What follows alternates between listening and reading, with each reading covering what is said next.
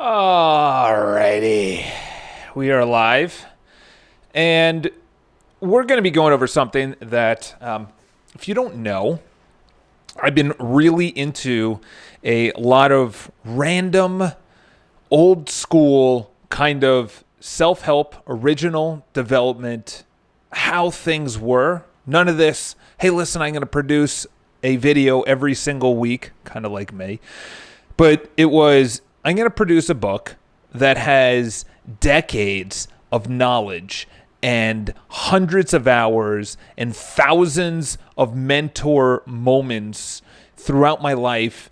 And I'm just going to do a couple of just, audience participation kind of deals. And I'm talking about people like Neville Goddard, who you've probably never heard of, but honestly has had the biggest influence this past 2 weeks that anyone has ever had in a while. And the reason being is that he brings two things into the limelight when it comes to goals. The first one is emotion. Okay, so memories. Okay, we remember anything that is very emotional. It could be anything in our childhood, a big championship game, something that happened that scared the crap out of you. The more emotional, the bigger the impact, the more you're going to remember it. So that really has to do with your goals. If you're just sitting there and you say, I want a new car, I want a girlfriend, I want a better job, that's not emotional. You're not emotionally thinking into it. So it's the emotional impact of how you're thinking about your goals, okay? It is also the title of this video, which is, and I know you haven't done it, and you really should do it. So really, before getting into it, let's just talk about that for a second, is that write down what you want. As basic as that is, write down what you want. Write down what you want in 2020. What is the one thing that you want in 2020? What is that overarching big end goal, that legacy that you want? The best questions, I have this at home because I was listening to Neville Goddard. I think that's how you say his last name. And he has a big manuscript and there's religious connotations in it, but either way, he essentially is saying that your word is God. And the way that I'm saying that is that you are essentially creating your reality, which you already know, but you're actually creating it through the two words, I am. So I am broke. I am happy. I am excited. I am nervous. So you are taking your mind through words, creating your reality, and then because you said it, you believe it, and because you said it, you live into it.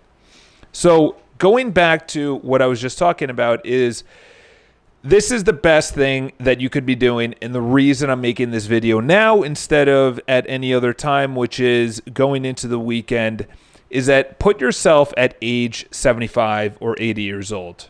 My dad's 86, so the best time is at an older age when your kids that you may not have, or your wife or your husband, you're grown up and you're just sitting there and you're looking back and you're saying, what was the life like that I had? Okay? Who are you surrounded by? What is the wealth that you have? What is the impact? What is the passive income coming into your life? What was your career like? What is your body like right now? And that's the thing, okay?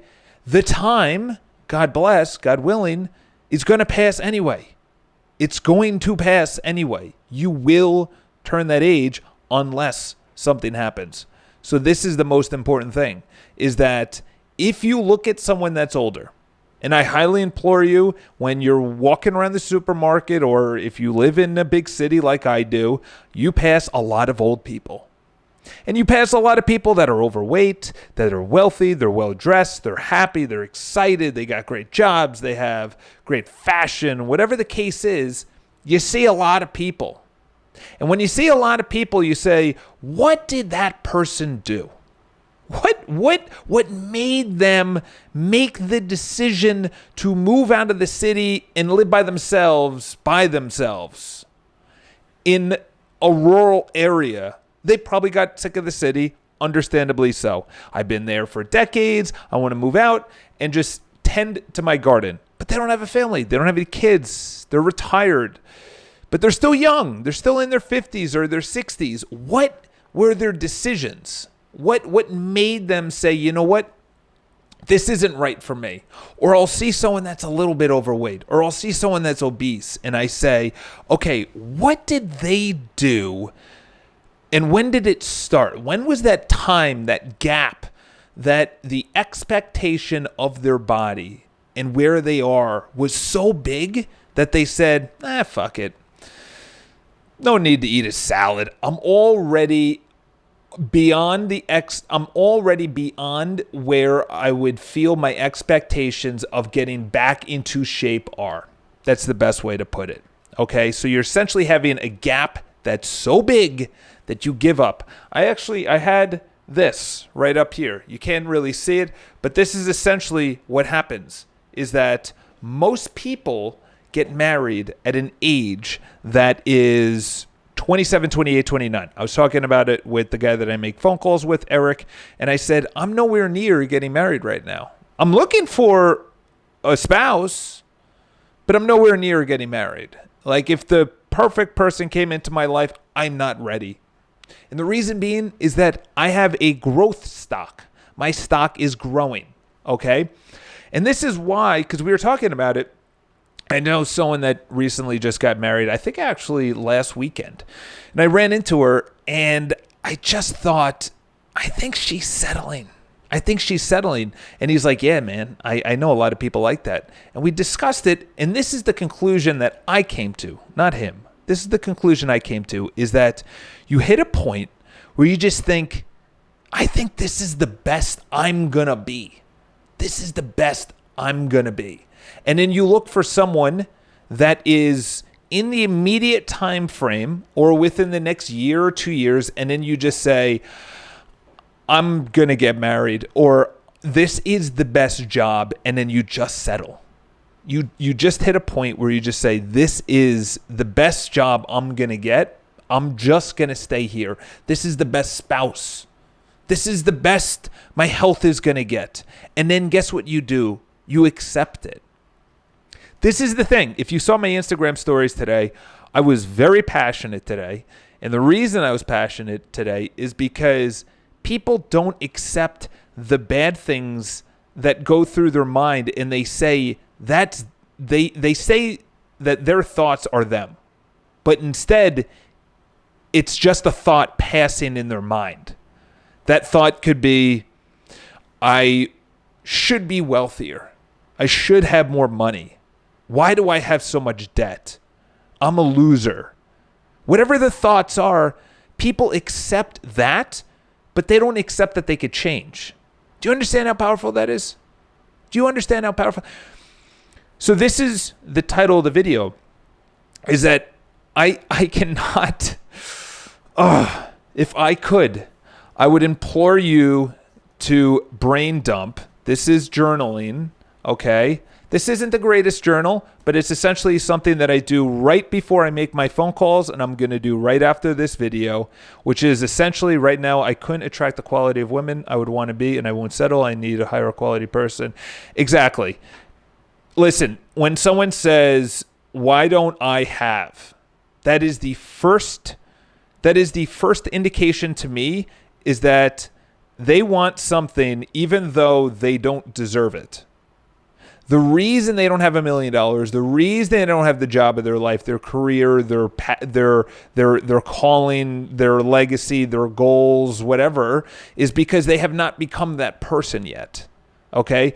It is the perfect example of someone that gets a lot of money and in a lottery and they spend it because they haven't worked up to that. It's the childhood star that hasn't grown above being a childhood star. Okay?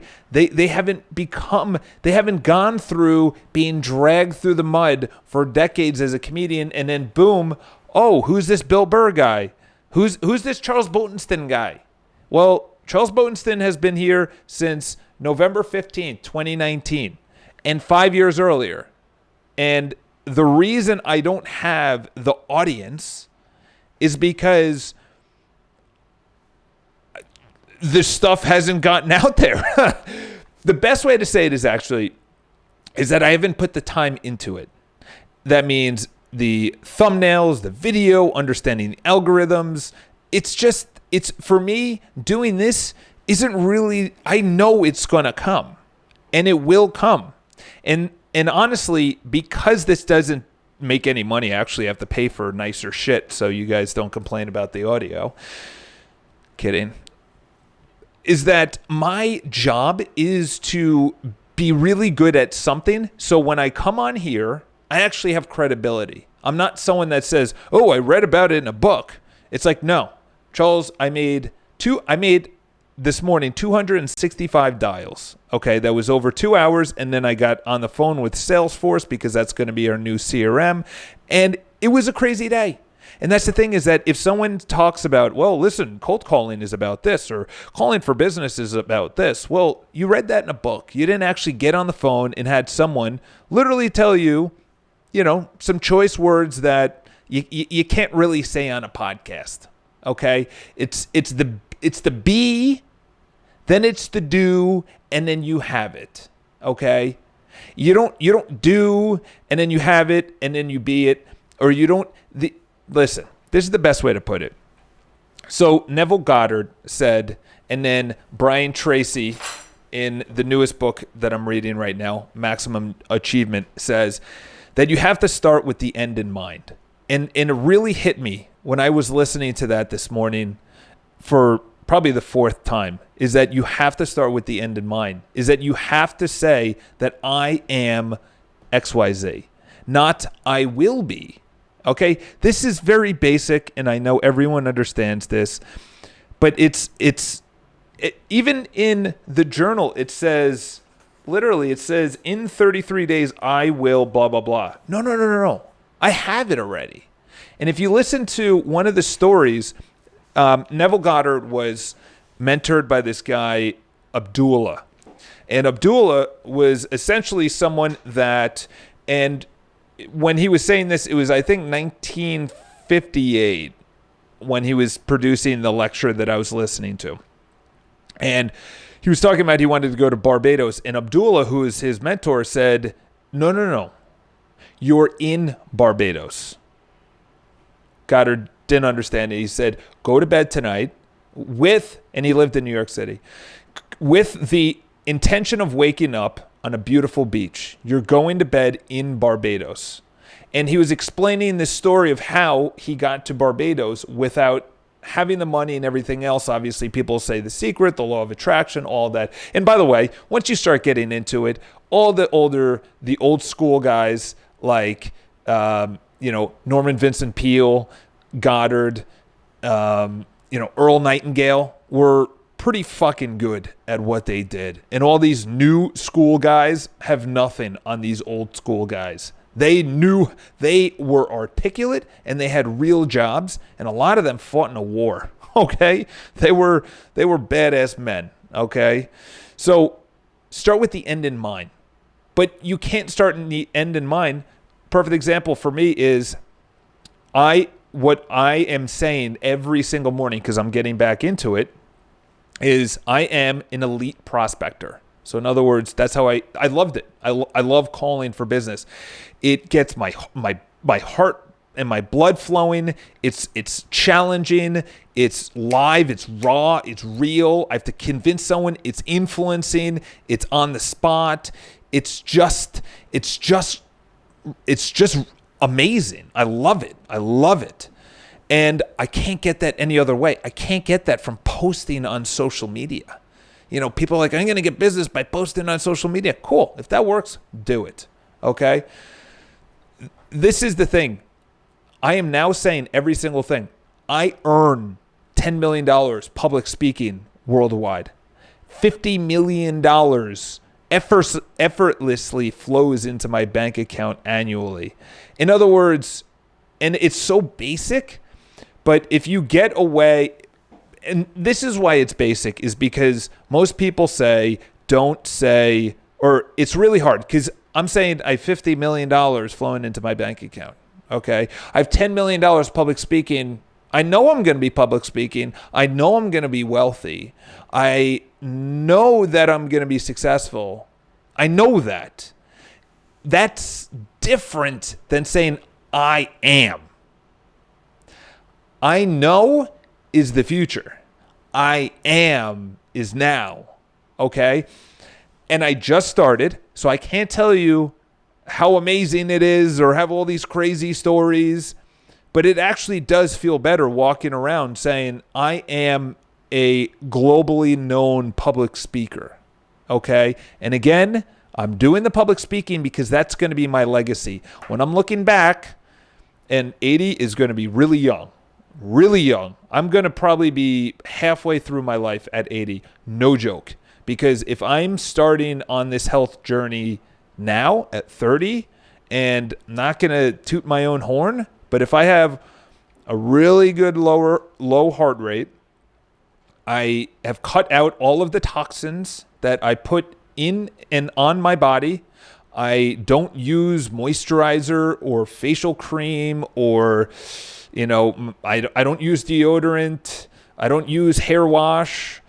I use water-based, organic everything. So if I'm doing that, let alone what I eat and how much water I drink, I'll be fine. I've cut out, a lot of alcohol. I only drink maybe once every 3 to 4 weeks. Meat once a quarter.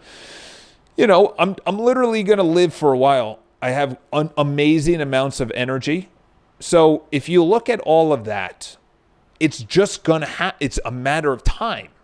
Okay? So I would say for anyone is if you really do go back and you read a book like Maximum Achievement by Brian Tracy, there are things in there. This is one thing, which is called the law of correspondence.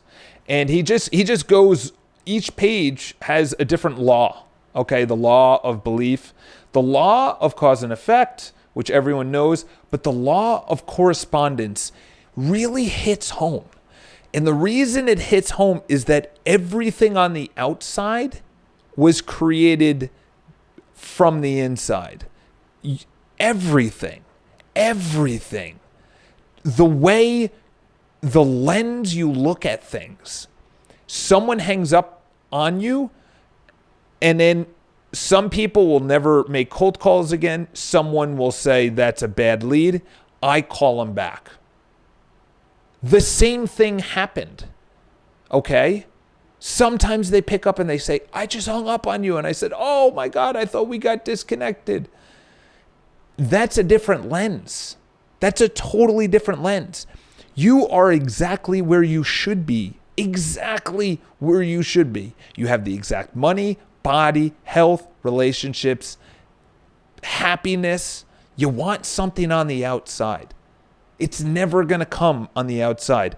And just to reiterate what I was talking about on Instagram stories today is that I've talked about it before. So my buddy texted me, and he texted me and he said, and it was early in the morning, and he was already out at, he left at 5:00 to go biking. And he opened the George Washington Bridge, which is crazy, on his bike. He didn't, the cops did. But, he said, thanks a lot. They opened that, I think, at 5:40 a.m. so you could cross the bridge on your bike. The car lanes, of course, are open. But so he crosses over, pitch black, goes out to the market, which is where the bicyclists on weekends hang out, and we all bullshit around and show off our shiny red bikes and whatever. And he texted me and he said there's a hologram of me in his mind because he said that moving to California is not going to solve his problems. And I love that because it's not. And when I first met him, that's exactly what he was going to do. And for it to be in his mind that California is going to solve his problems, that means that he feels, number one, is that we shouldn't have problems, which is total false. Our first problem is that we feel like we shouldn't have problems. Okay, Buddhism, life is suffering. You start from there, okay? But first of all, is moving, wherever you go, there you are, okay? I don't want to do the cliches or whatever, but it's true, is that if you don't actually permit yourself to go deep down, deep into that, why do I hate my mom? Why is my dad an asshole? Why is my wife or my spouse a bitch? Why do I hate my boss? And you literally just go through that. So for me, I had insecurities about women. I had insecurities about success. I had insecurities about that I was worthy. I had insecurities about public speaking, about having an opinion, by being wrong. I had all of these insecurities, and they might still be there, and they probably pop up at certain times. But it took me, and I told him, it took me 12 years, hundreds of thousands of dollars, thousands, tens of thousands of miles of going to all of these conferences across the world, literally across the world, Fiji to go to Tony Robbins, Canada multiple times, Mexico multiple times to see speakers, Europe to see speakers. Like, I went to all these places just to dive into that area and just say, why do I have this thing about making money? Why am I spending the money I make? What is it? It's your childhood. What was the conversation about money? Okay, write it down. What did your parents say about money? Did you have a lot of money being raised? What were your friends like around money? And then it was girls. Were you popular? Yeah, I was pretty popular. Were popular with girls? Not really. Like, yeah, I had a girlfriend every once in a while, but I wasn't like that raging stud that I would see my buddy. Like, the girls would always go to him, and I'm like, what the fuck? Like, what about it? And I knew at an early age that it was not looks. I knew at an early age it wasn't looks, which is even worse, because then you say, what's wrong with my personality? And if you don't do that hard work ever, then you'll bring it to your grave. And you'll just say, I would have, but it was my parents' fault. I would have, but it was my brother or my sister or my spouse or my children or society or school. It was something. That's why. So until you actually dive deep, and it is not easy. It is not easy. That's what people think. They go to a seminar, and then it's like, okay, you've been blessed. Thanks for the $5,000. Go with your insecurity into the real world. No. You need to dig into your childhood and understand why you are the way you are. And then over time, you start thinking more and more, and then you start accepting that they did the best that they could in raising you. Or the boss, the school, the teacher, the coach, the parents, the raising, whatever, they did the best that they could. And then from there, you can just say, you know what? And this is the most important thing is, I accept that. And when you can accept thoughts that go through your mind, okay? Elon Musk recently said this on an interview, and he is so goddamn fascinating. It's sickening how fascinating. I wish this guy wasn't so awesome at business and would do more interviews.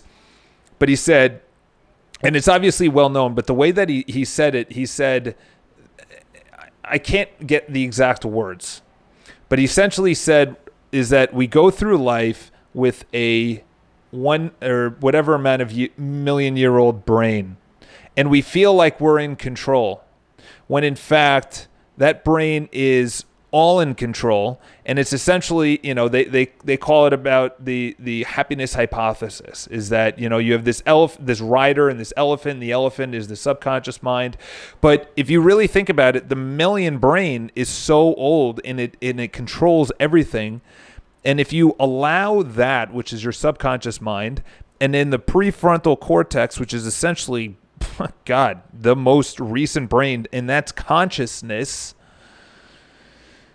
People talk about just asinine things, But if you think of consciousness, which is the prefrontal cortex, which created everything, and you think of that and you say, this thing doesn't run really anything. This just puts meaning to it. We're run on emotions, okay?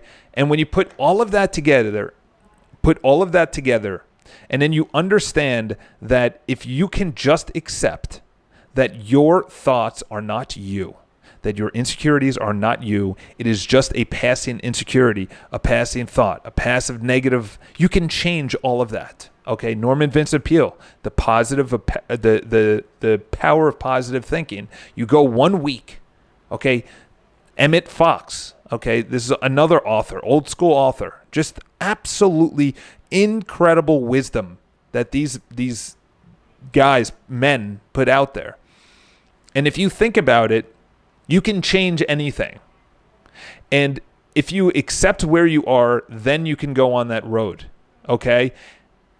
To go to the opposite and to conclude the video is, if you know that you can accept where you are, okay, you accept your exact conditions as they are. The amount of money you have, the body you have, the mindset, the negativity, the positivity, the boss, everything. If you just accept, you could be at peace. And then as more shit comes into your brain and you accept that, that will give you a level of confidence I cannot even tell you. But then from there, you then say, okay, this is what I want. Okay, so this is how I want to be looking back. Okay, so from 80 to right now, I'm 34. So looking back right now, okay, I'm going to be doing it tonight, actually. You know, the more I think about it is, the more when someone says, you know, the Bible is not real, okay? Maybe parts, and I don't know. Like, people say it's not real. But the way that Neville comes at it, he says, listen, it's a way to say that when you say, you know, the power is within you, and you say, I am. So if you could say, I am, and you're creating, why not create the future? You know, that's very Dr. Joe Dispenza, but why not? Why not? The reason you wouldn't is because you don't know. And that's the brain dump. The brain dump is you spend 20 minutes to get all the shit out of your brain. I journal every day now because I notice how much goes throughout my mind. Okay? The why not is extremely powerful in the sense that if you're not where you want to be, but you want it to be somewhere different. Here's an example. This girl that I know, she just turned 38, okay? In her post on Instagram, she said, and she's moving out of New York City, and she's not married, she has no kids. And there's going to be a lot of women that are in that bandwagon, by the way. Tons of women. Tons of women. It is just the beginning to women being single and not having kids, because there is not enough men that are up to what they want. And that essentially comes down to people like myself to, you know, help out men. And we need that, by the way. We need that. We need good men. We need good men. All right? I don't care what anyone says. So going back to what I was going to say is, she posted, I turned 38. I thought it was going to be in a different area. I thought I was going to have a lot going on for me. And she said these two words that really stuck with me. She said, I feel untethered and I feel disoriented. And I really thought about that. How many people now are essentially, Neville is amazing. I agree with that. How many people are really sitting there and saying, I am in complete control of my life and I'm very happy of where I am? And the reason is that we feel that what we're doing may not have meaning, or that we're wasting time. I feel that's a big portion of it. And then we feel like we want to get control, and it's always about tomorrow. And it's always about right now. So tomorrow is, I'll start tomorrow, or right now is, why don't I have it right now? And these are very, very powerful questions. These are not, snippets or tidbits or something like that, but they are deep philosophical questions that clearly everyone has been speaking about all the way back to the beginning of written word, till it was tablets and language and everything else. And one of the conclusions I came to this morning, which is not only accepting, but the challenging yourself in any arena will give you confidence in all other arenas. Here's the example. So I make these calls, 265 calls. It's very challenging, okay? Not in the courageous sense where I'm going to war, I'm going into a burning building, but you're feeling the fear of rejection all the time. And then you'll hit big on a $7 million property, which I have an appointment on Monday. And this is the funny thing is I go out to Chopped, which is the salad place I go to, and there's this very pretty girl over there. No one's talking. Everyone's on their phone because that's how humans now live. Nobody knows how to speak to each other. And this girl had this jacket that I looked at her and I'm like, you have to be the warm. That jacket looks so freaking comfortable. I'm like, that's like a house. I'm like, look at that thing. It had fur around here. It had wool coming out. It was like this big ass jacket. And she laughed. We joked around and everything like that. But it was so casual that I didn't even think about it. Maybe a year ago, I'd be like, well, there's people here. What are they going to say? What are they going to think? And it's easy for folks that are watching this to be like, oh, of course. No, I would do it. I would easily do that because I'm the fucking man. But this is the thing. Do you understand everything I say is a simile for something else?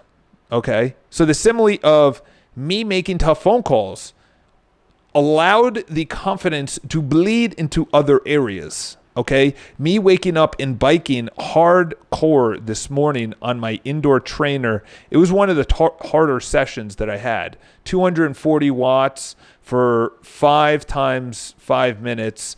And I got off that sweating my ass off. My buddy texts me that he's going to move to California and that he has a hologram of me on his shoulder saying, dude, get those problems in that moving to California is not going to solve his problems. Okay? Nothing will solve your problems. Nothing. Money, food, alcohol, drugs, internet, porn, doesn't matter. Nothing will solve your problems. You can solve your problems by accepting it. And by the way, it's not a problem.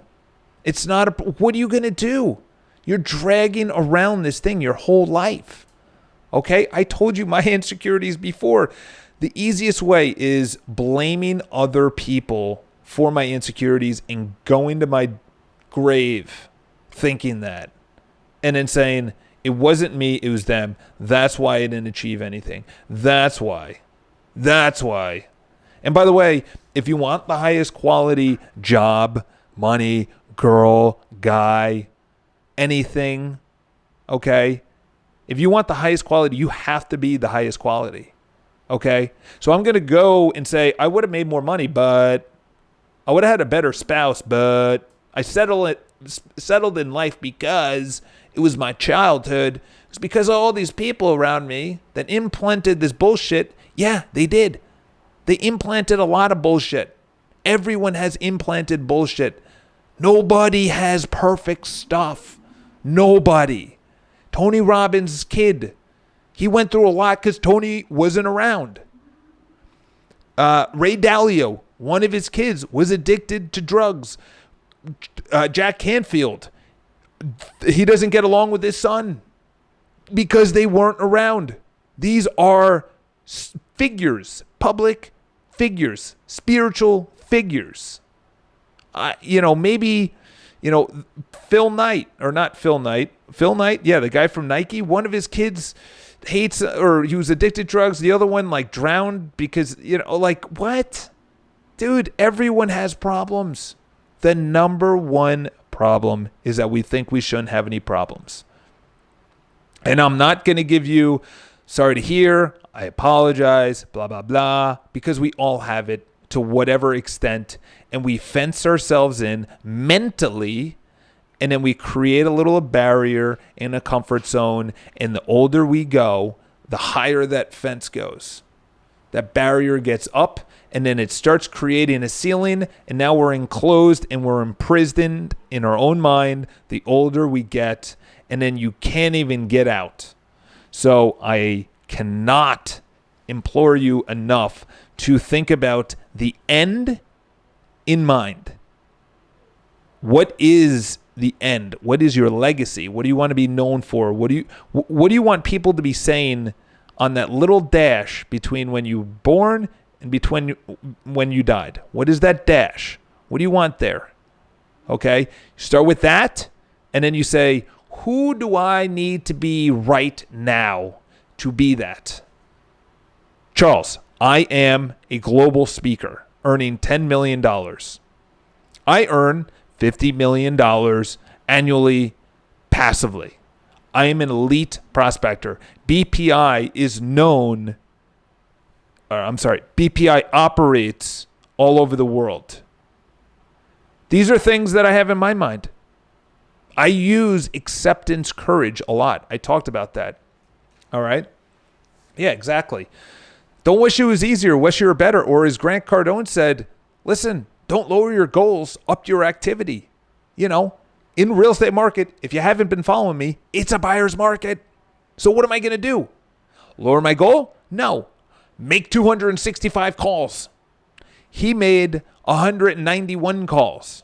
That's a lot of people. That's 460-something people, 450-something people, okay? If you think about it, that's upping the activity on a Friday when it's cold in New York City, the holidays are right around the corner, everyone's complaining, everyone's talking about, apparently there's an impeachment going on. Who gives a fuck? Who gives a fuck? Is someone going to get up there at your deathbed and be like, you know what? You were the best person that I've ever known to watch news. You read every news article. You're the best news article. Have you heard of any of those people? In 1930, 1940, 1950, 2010? Has there been something on your computer screen lately that said this person read every news article? This person scrolled through the most amount of Instagram photos? This person watched all of the YouTube videos that were ever produced? Nobody cares. Because you're not producing anything. It's there to distract you. Everyone is levying for your attention. Disney has Disney Go. That's ESPN. Amazon's competing for this. Netflix, Instagram, Facebook, YouTube TV, your iPhone in general, gaming. Everyone, I'm competing for your attention. Everyone is competing for your attention. Where do you vote with your attention? How are you giving your attention? Are you giving it to every news article? You know why that's easy? Because it's drama. And drama got us killed. If we didn't know what drama happened when we came back to the tribe, we died. Huh? What do you mean? There was an attack on the tribe? There was a lion somewhere? That's the drama. That got you killed. Today, that's not going to get you killed. Today, that's going to have an even worse effect because you're not going to die. You're going to have a slow, regretful life. Start with the end in mind. All right? Yeah, I don't watch sports at all. I don't know what's going on in the news. I don't know what is going on in politics. I have no idea what's going on in any entertainment whatsoever, music, movies. You know why? Because I don't care. And what am I going to do? I don't go to movies. I don't buy music.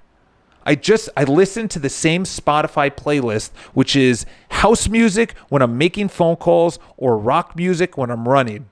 I don't care if someone says, if Spotify says, hey, listen, we just put this in here. Cool. Great. Add in a new song. I'm not seeking that out. Great. There's a great movie. I completely think every new movie that comes out with De Niro and Scorsese and all those other characters who I love, I literally said I'm going to watch this movie. I have no desire to watch that movie. None. If there is a DiCaprio movie, I might see that because he is my favorite actor. But politics, I don't donate. I don't go to rallies. I don't, talk about it. Literally, it's talked about by a lot of my clients, and I just look at them, and they say, "Oh, you don't blah blah blah," and I say, "No, I don't talk about politics." Dead straight. End of conversation. That's it. I can't. Yeah. It's Elon Musk talking about, why do people not, he talked about it when he was interviewed in Dubai, and people look at him and they say, why are you doing this? Why are you doing this? And I've already brought it up here, and he said, because I want people to wake up and feel inspired. That's really hard in a world right now that is so easy to live. Okay? We are not going to die from disease, most likely, unless it's brought upon us by later years. But I mean early disease. Bad water, probably not. Sanitation, probably not, because we go to the bathroom in a toilet and we flush it away. Food, famine, probably not. War, probably not. So what's left? What's left is mental, okay?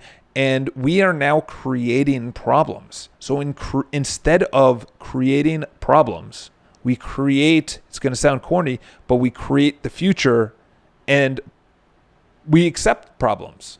We accept there's going to be uncontrollable thoughts in my mind. Charles, you're tired. Charles, you've been working out. Charles, you don't have to. Charles. I accept it.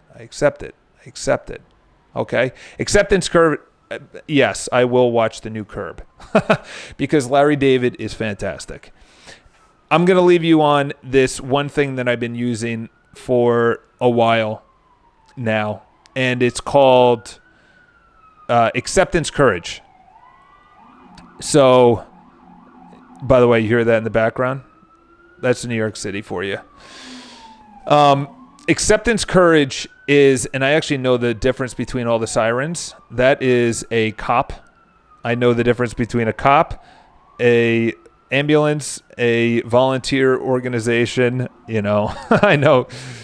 But acceptance courage means that I don't understand pretty good. Acceptance courage means that this is an area that I want to change, and I don't know all the answers, and I'm not going to be good when I start, and I accept that. I accept that I'm going to suck a lot. Skiing, calls, approaching pretty girls, a new business, saving money, waking up early, working out, exercising, running, biking, doesn't matter. Acceptance courage is now on my goals because I know I'm going to be walking into big pitches, big meetings, public speaking. I'm going to be walking into these things, and I have to accept I am going to suck at it first. But if I'm going to do this, I have to do it. Okay? It's the Jocko Willink last video where someone asked him, how do I step into fear? And he goes, step.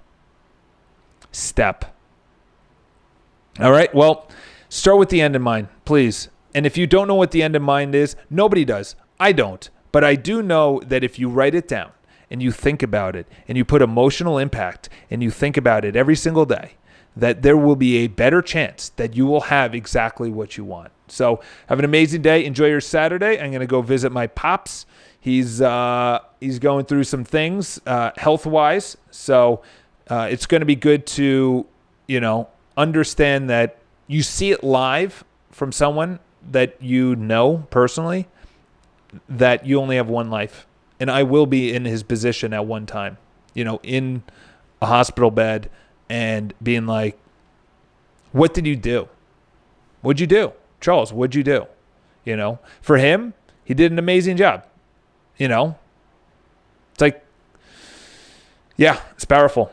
Stop watching shit and make it harder for you to watch things. I'm talking about Instagram stories and everything else. So have an amazing weekend. Start with the end in mind. Detail it.